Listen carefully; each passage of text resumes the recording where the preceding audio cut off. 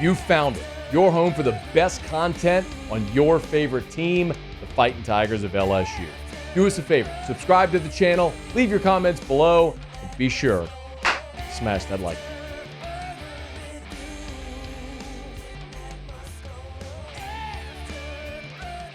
button. Today is a pretty significant day for LSU football. It could be, anyway. You all probably by this point know well the story with Dakorien Moore. Dakorien Moore is a 5-star. He is by far the number one receiver in the country. He surprised the recruiting world back in August when he committed to LSU. At the time, then LSU had Bryce Underwood, Dakorien Moore, Harlan Berry, the number one quarterback, running back, receiver in the country. And then last month, Dakorien Moore decommitted from LSU, and everyone is sort of roundly assuming that it will be Texas that he picks. Well, as soon as he decommitted, LSU re-engaged and was like, hey, let's get you back on campus. Let's do an official visit. Why you were committed? Why wouldn't you consider us? And so Dakorien Moore is in Baton Rouge starting an official visit today at LSU. And just like last week when you had DJ Pickett and some of the top cornerbacks in the country, Patrick Peterson was there to mingle with the guys a bit. LSU's pulling out all the stops, man. BK enlisted the help of one of the best receivers in the NFL in Jamar Chase. So last night, before Dakorien Moore came to Baton Rouge, he actually was hanging out with Jamar Chase. Shay Dixon, our buddy from On3, had the tweet earlier today in the picture of Chase and Dakorien Moore hanging out last night. So LSU is putting the full court press on here for Dakorien Moore to see if they can kind of get him back in the boat, back committed to LSU. I mean, the banner on his Twitter is still Dakorien Moore in the LSU uniform from his photo shoot. And Dakorien Moore just a bit ago tweeted from the Baton Rouge airport, Baton Rouge, let's do it. And there's Dakorien Moore there in the Baton Rouge airport. So it's a big opportunity for LSU, for Brian Kelly, for this staff, getting Dakorien Moore back on campus. Because, I mean, he is the consensus number one receiver in the country. He's a 5-star. And part of the reason why, I'll get into part of the reason why I think it's important. LSU goes and enlists the help of Jamar Chase. And I don't know, like, I'm sure Texas could do the same thing, though, couldn't they? Like, couldn't Texas get a really great current NFL receiver to meet with Dakorien Moore to convince him to go to campus? That could happen, couldn't it? It could, but I mean, here's the Texas receivers in the NFL. You want to hear them? Yeah. I mean, Devin Duvernay. For the Ravens, yeah. Lil Jordan Humphrey. A former Saint. Colin Johnson. I don't know who that is. He was on that team with Lil Jordan Humphrey in 2019 that played LSU. A.D. Mitchell. Solid player. Jordan Whittington. Xavier Worthy. He's a rookie. They all just got drafted. Yeah. Yeah. So they don't have anybody like Jamar Chase they could? No? Yeah, I guess they don't. Yeah. I mean, Jamar Chase won a Biletnikoff. Sure, Texas has one of those guys, right? Did any of those guys win the Biletnikoff? No?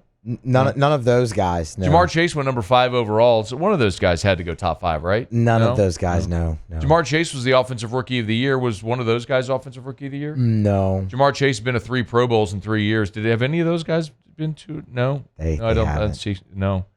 Jamar Chase was second-team All-Pro in 2021. One of those guys had to be, right? No. Jamar Chase went to a Super Bowl. Oh, no. So Texas can't do that. No. Okay. Doesn't look like it. No, it doesn't look like it. Sorry. Hey, look, honestly, though, it does feel like a long shot for LSU, if we're just being candid. All the recruiting people seem to think, I mean, Dakorien Moore is from Texas, that he ends up at Texas. The surprise was that he ever committed to LSU.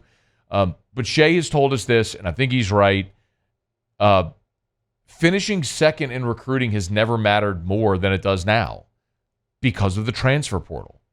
Kid can go somewhere out of high school, and what if in a year or 2 years it's not working out, and they jump in the transfer portal, and all of a sudden, you're back in on a guy where you have a relationship built. So I know it sounds funny to say that, like finishing second matters, but it does in some respects. So we'll see if LSU can get Dakorien Moore back committed, but it feels like one of those.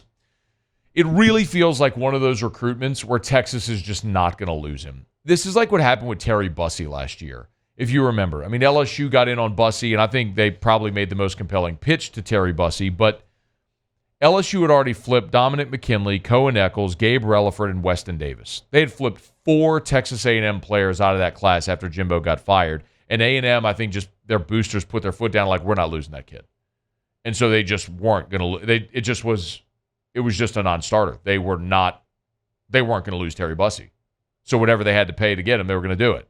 And it kind of feels like Texas is in the same way with Dakorien Moore. Like, they're just going to make sure they get him. So we'll see what LSU can do this week or this weekend, having Dakorien Moore on campus right now.